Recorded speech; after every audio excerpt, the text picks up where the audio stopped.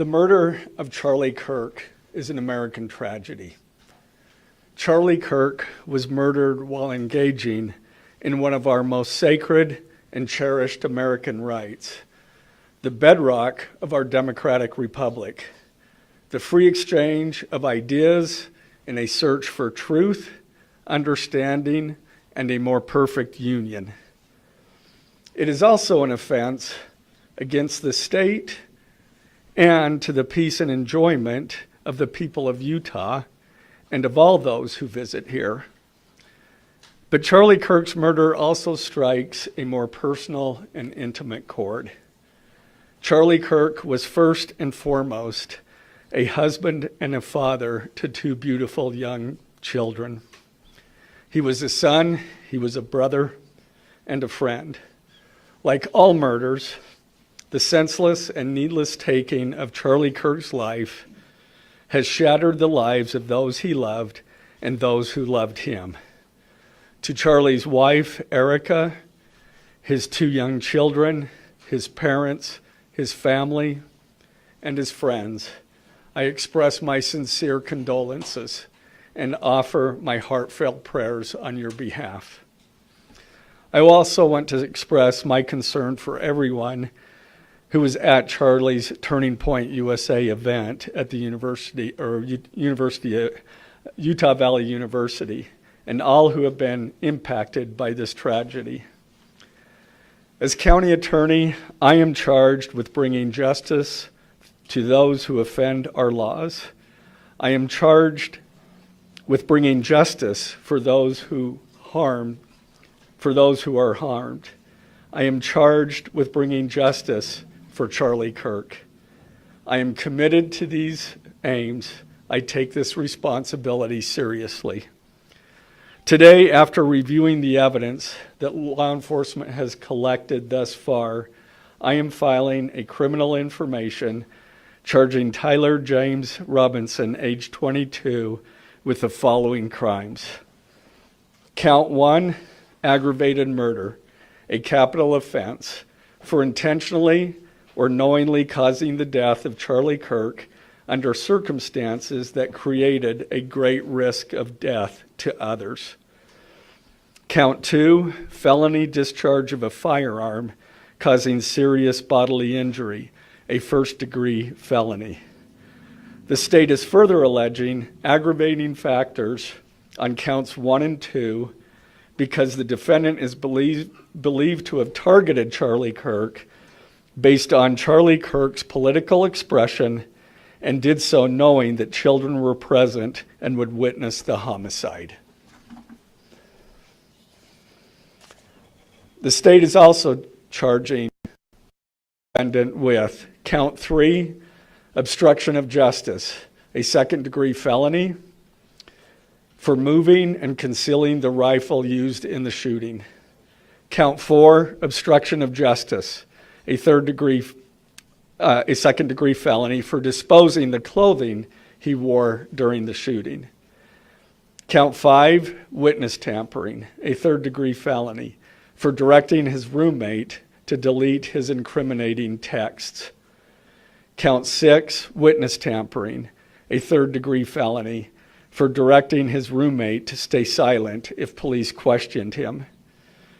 And count 7, commission of a violent offense in the presence of a child, a Class A misdemeanor, for committing homicide knowing that children were present and may have seen or heard the murder and did so based on Charlie Kirk's political expression. Also, following the press conference, I am filing a notice of intent to seek the death penalty. I do not take this decision lightly, and it is a decision I have made independently as county attorney, based solely on the available evidence and circumstances and nature of the crime. Because we are seeking the death penalty, the defendant will continue to be held without bail in the Utah County Jail. Turning to the 10-page information, these are the allegations. On September 10th, 2025, at approximately 12:23 p.m., Charlie Kirk was shot and killed while speaking to a large crowd on the campus of Utah Valley University in Orem, Utah. Police found the suspected murder weapon, a bolt-action .30-06 rifle, nearby. Over the next approximately 33 hours, police conducted a manhunt for the shooter until the evening of September 11th, 2025, when Tyler James Robinson surrendered to police at the Washington County Sheriff's Office. DNA consistent with Robinson was found on the rifle's trigger. After shooting Mr. Kirk, Robinson discarded the clothing he wore when he fired the rifle and told his roommate to delete incriminating text messages and not talk to police. Children were present at the time of the shooting. The shooting. Turning Point USA, a nonprofit organization founded in 2012 by Charlie Kirk, organized a public outdoor event to be held at noon on September 10th, 2025 at UVU. The event was the first in a series of similar events to be held at college campuses nationwide. Mr. Kirk is a well-known conservative activist famous for these type of events where he discusses various political issues and debates with audience members. His events and comments have garnered a significant number of supporters and drawn the ire of many who disagree with his political views. The event at UVU was announced far in advance and garnered significant publicity and interest. Consequently, several hundred people attended. Mr. Kirk was interacting with the crowd before the event officially got underway. Then, at approximately noon, Mr. Kirk seated himself under a portable canopy behind a table and microphone. He began speaking to the crowd and fielding questions from attendees, a format Mr. Kirk commonly used at his events. Mr. Kirk allowed his questioners to approach a microphone positioned directly in front of him. Mr. Kirk's team members were very close to him on his right and left, as well as some behind his canopy and others at various close locations near him. The large crowd surrounded Mr. Kirk on three sides. Temporary metal fencing separated attendees from Mr. Kirk by only a matter of feet. Directly above and behind Mr. Kirk was the UVU Hall of Flags, an indoor walkway spanning several hundred feet with floor-to-ceiling glass windows which overlooked the plaza where Mr. Kirk was seated. People were in the walkway at the time of the shooting. Approximately 15 minutes into the event, Mr. Kirk was answering a question about mass shootings by transgender individuals when a gunshot rang out. The bullet struck Mr. Kirk in the neck. He slumped to the ground almost immediately. The bullet's trajectory passed closely to several other individuals beside Mr. Kirk, including the questioner who was standing directly in front of Mr. Kirk. Children were visible near Mr. Kirk's stage when he was shot. Mr. Kirk was rushed to a nearby hospital where he was declared deceased.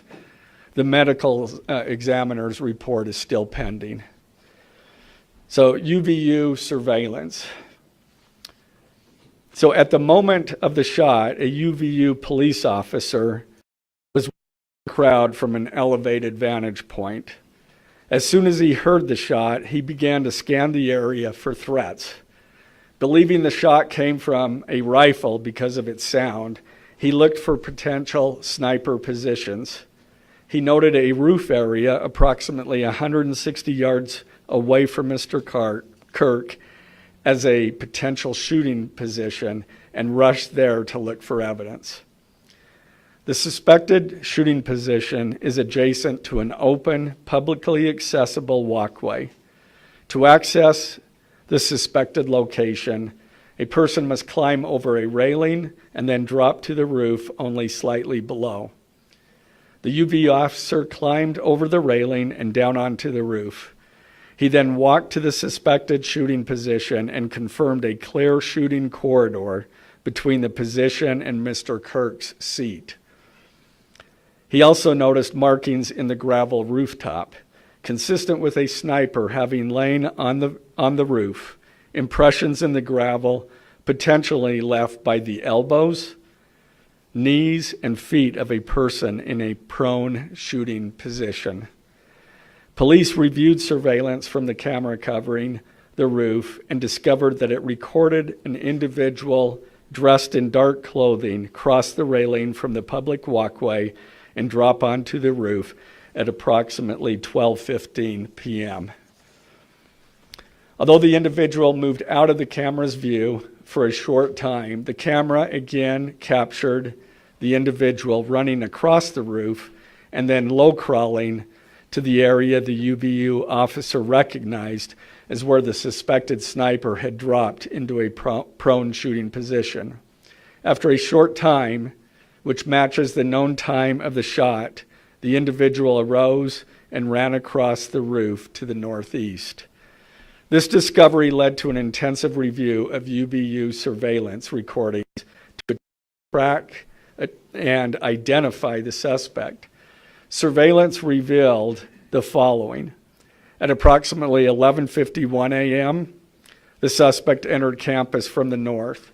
He is seen wearing a black shirt with an American flag in the center, a dark baseball cap, and large sunglasses. Throughout the surveillance, the suspect keeps his head down and rarely raises his head enough to get a clear image of his face. As he proceeds across the campus, he is seen walking with an unusual gait. The suspect walks with very little bending in his right leg, consistent with a rifle being hidden in his pants. This unusual gait continues until the suspect is seen crossing the railway off the open walkway and onto the roof, where he leaves the camera's view. A camera later captures the suspect as he runs across the roof to the suspected shooting position. Immediately after the shot was fired, a camera captures the suspect running across the roof carrying an item whose shape is consistent with a rifle. The suspect is then seen climbing down from the roof. He appears to drop the item he was carrying as he hits the ground in a controlled fall. He then picks up the item and runs toward the northeast end of campus. Expanded crime scene investigation. Law enforcement officers followed the suspect's escape path to the northeast end of campus, where they believe the suspect left campus and entered a wooded area. In that wooded area, investigators found a bolt-action rifle wrapped in a towel. The rifle contained one spent round and 3 unspent rounds. This is consistent with the facts officers observed at the time of and immediately after the shootings. No shell casings were found on the roof, suggesting a bolt action rather than an auto-loading weapon, and only a single round was fired. Each round in the rifle contained an etched inscription as follows. The fired cartridge was etched, "No Tice's bulge, OWO, what's this?" The second cartridge that was again not spent, the last 3 were not spent, were not fired. The second, "Hey fascist, catch," with arrow symbols. The third cartridge, "Oh Bella Chow, Bella Chow, Bella Chow, Chow Chow." The fourth cartridge, "If you read this, you are gay, LMAO." The rifle, ammunition rounds, and towel were sent for forensic processing.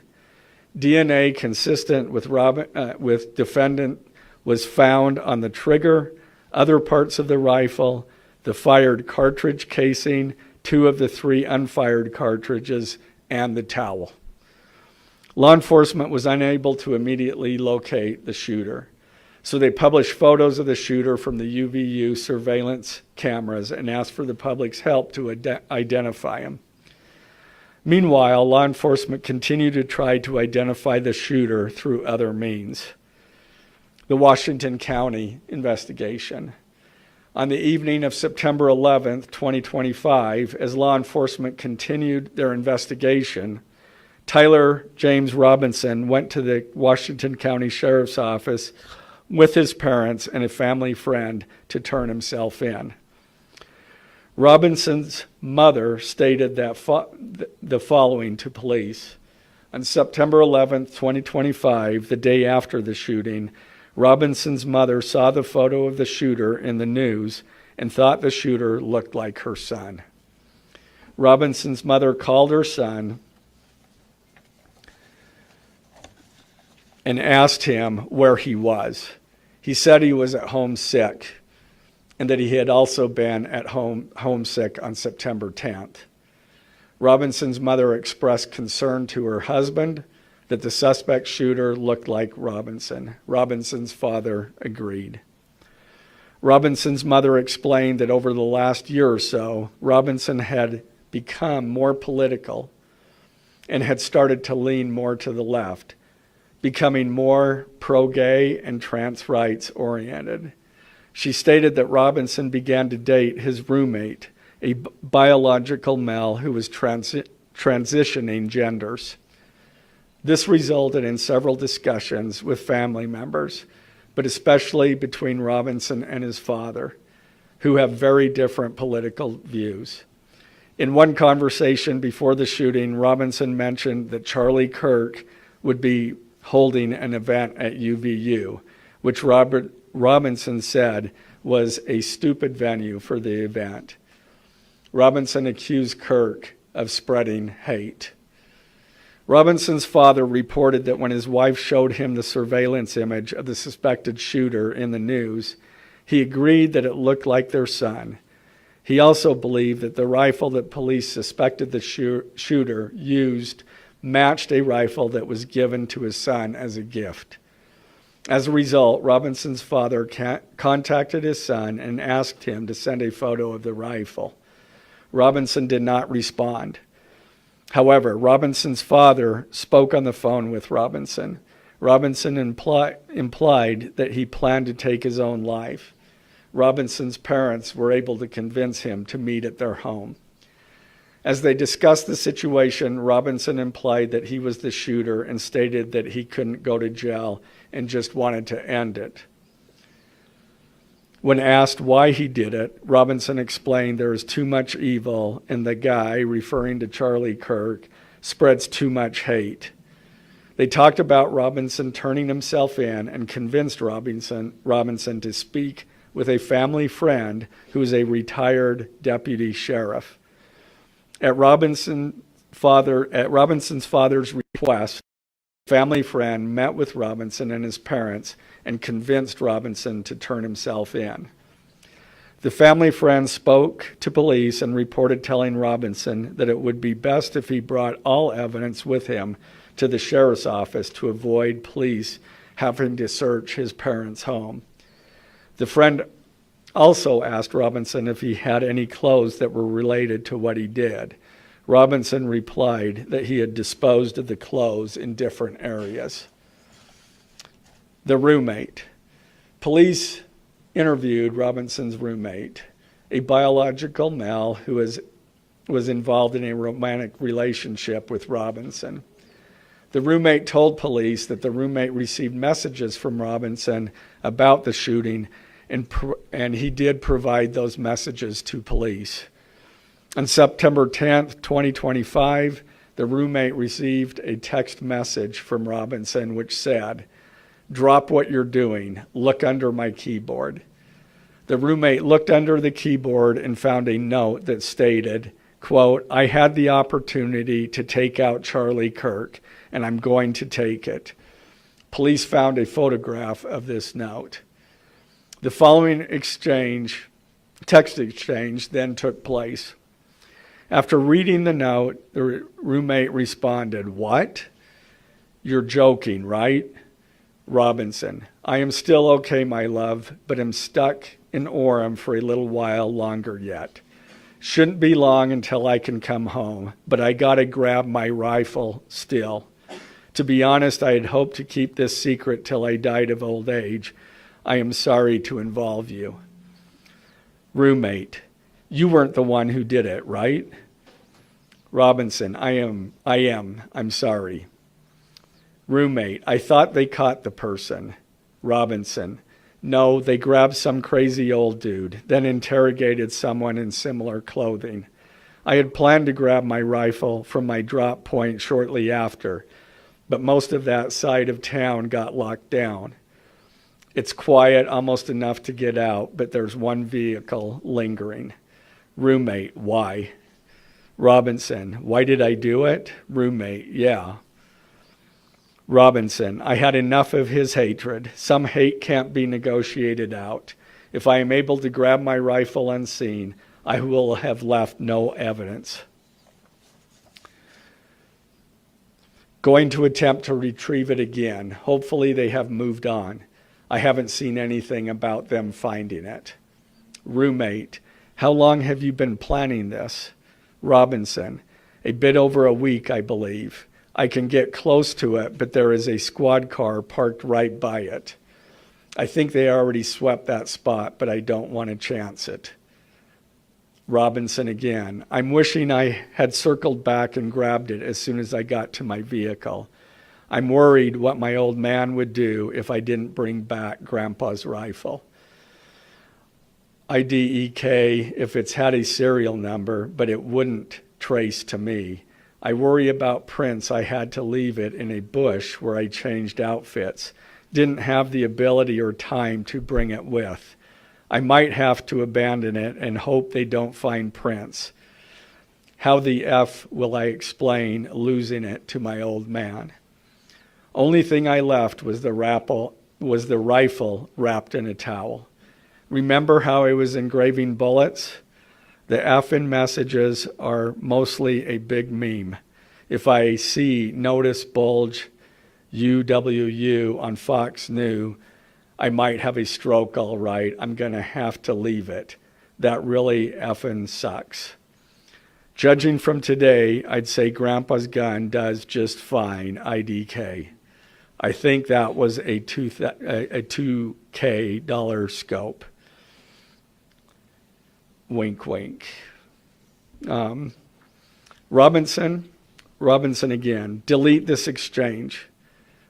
Again, Robinson. My dad wants photos of the rifle. He says Grandpa wants to know who has what. The feds released a photo of the rifle, and it is very unique. He's calling me, RN. Not answering. Robinson. Since Trump got into office, my dad has been pretty diehard MAGA. Robinson, I'm going to turn myself in willingly. One of my neighbors here is a deputy for the sheriff. Again, you are all I worry about, love. That came from Robinson. Roommate, I'm much more worried about you. Robinson, don't talk to the media, please. Don't take any interviews or make any comments. If any police ask you questions, ask for a lawyer and stay silent. The search for Robinson's residence. Police executed a search warrant on Robinson's residence. During that search, police discovered a shell casing with etchings like the etchings found on the shells in the rifle near UVU. Police also found several target boards with bullet holes in Robinson's home. Now, as I stated in the beginning, when I read those allegations, these are allegations. And like the evidence set forth in this statement, those allegations, what you've heard from the media, even from state and federal officials, has not been tested in the crucible of a jury trial. I understand the public's desire to know the facts. My own family members have pressed me for information. Why are we reluctant to share the details of the investigation itself? and comment on the case, because I want to ensure a fair and impartial trial. I became a prosecutor because of my love for the ideals of this great country and the principles embedded in our Constitution. The free exchange of ideas and opinions is critical to this great American experiment, but so too are the protections afforded to the accused found in the Fifth and Sixth Amendments: the right against self-incrimination, the right to a speedy and public trial, the right to the effective assistance of counsel, the right to confront one's accusers, and the right to compel the attendance of witnesses. And perhaps most importantly, under our Constitution, the accused is presumed innocent until we, the state, prove to an impartial jury of defendant's peers his guilt beyond a reasonable doubt.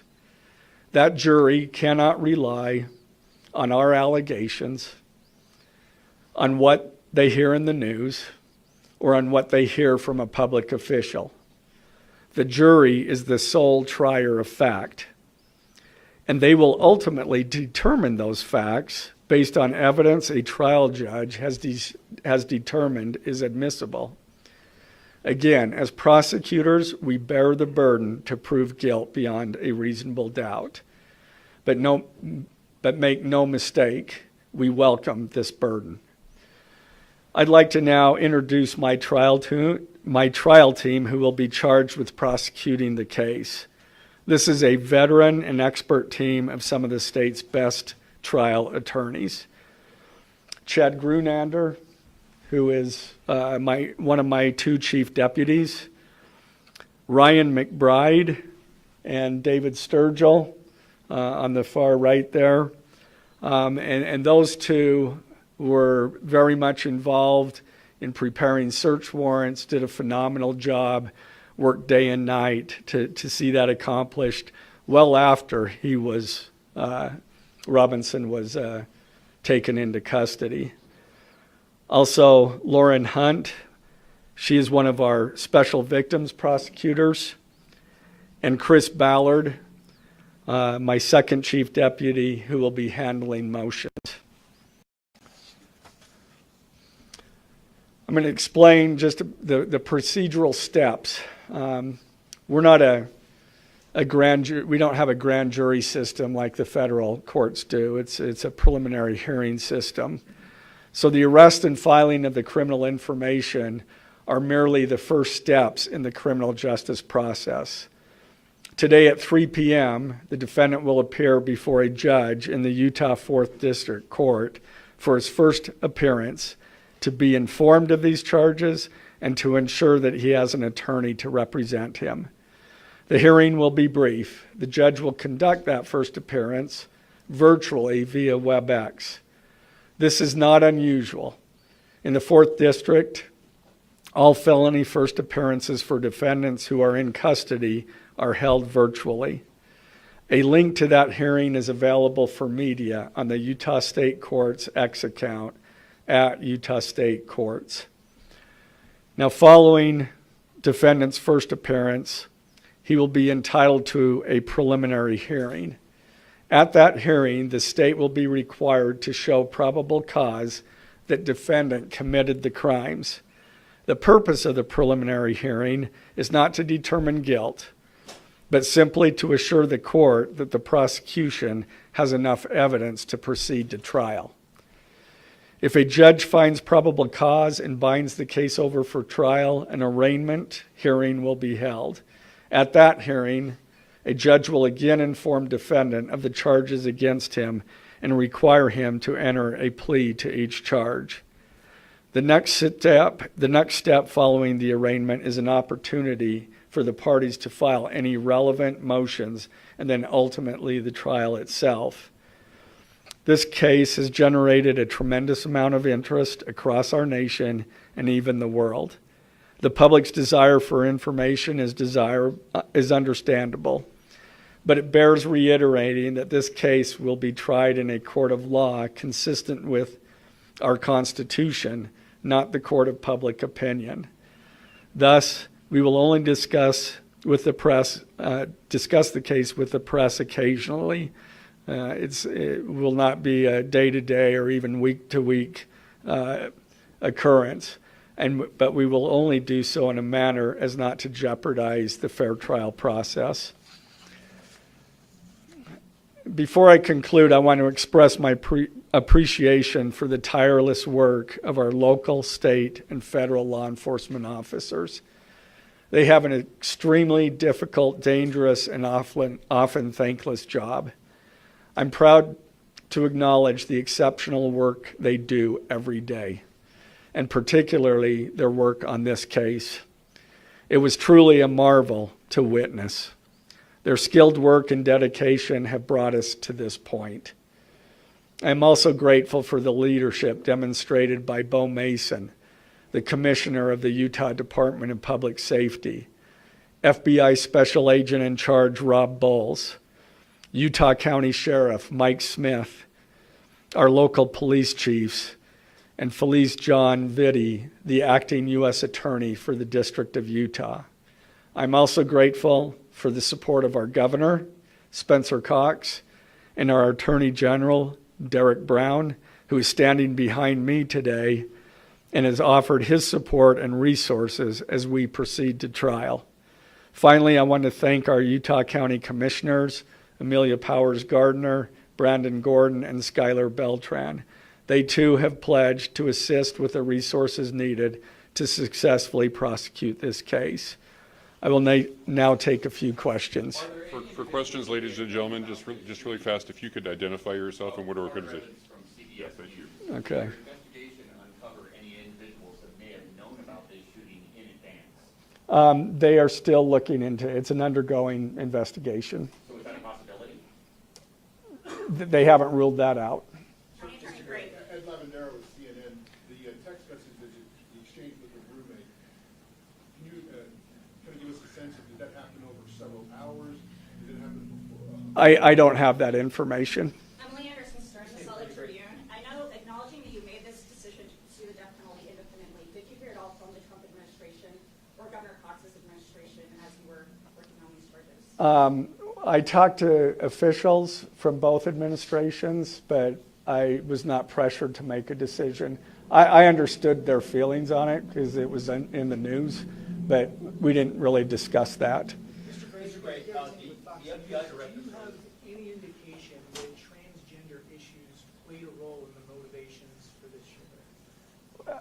I'm going to stick to what I just stated in my public, in our information. I think that is pretty much set forth there. Mr. Gray, Ben Winslow, Fox 13 News. Just asking, are you planning to file criminal charges against anyone else in connection with this? Again, we don't have any information at this point of additional suspects, but I know that our law enforcement agencies are continuing to follow leads. Mr. Gray, the FBI director today said that you are, quote, or that other people, a number of people, are being investigated and interrogated.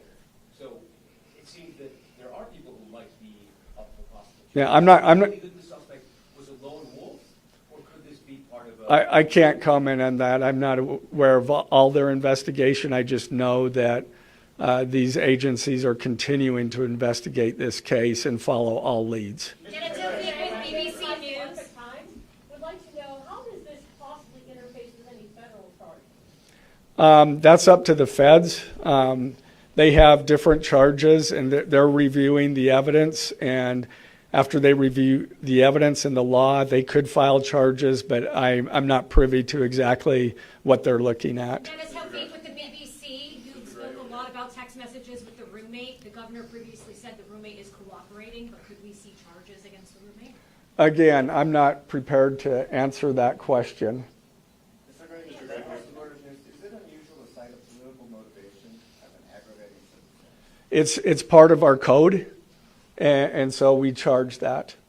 Mr. Gray, Jim Schumacher with KUTV. For those that aren't of a legal mind, is this a confession, the text messages? Is that legally a confession? And is he cooperating since he's been taken into custody? Ultimately, a judge will determine that at trial. And cooperation, has he spoken at all? Has he been cooperating since he's turned? Again, I'm not going to comment on that. Has he made any statements at all? Mr. Gray, Okay? What more can you tell us about the suspect's time online that some say radicalized him? I am not aware of that information. It's, again, still under investigation.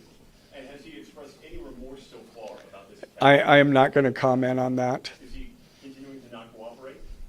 I am not going to comment on that. Mr. Gray, the FBI director has been way out in front in terms of presenting evidence to the public. Your team has been very circumspect, very measured in what they've laid out. Has that hampered your investigation and your build-up to this? Well, as attorneys, we typically like to control that information to preserve an impartial jury and a fair trial. So hasn't made it much Ex- Excuse me? I don't have that information.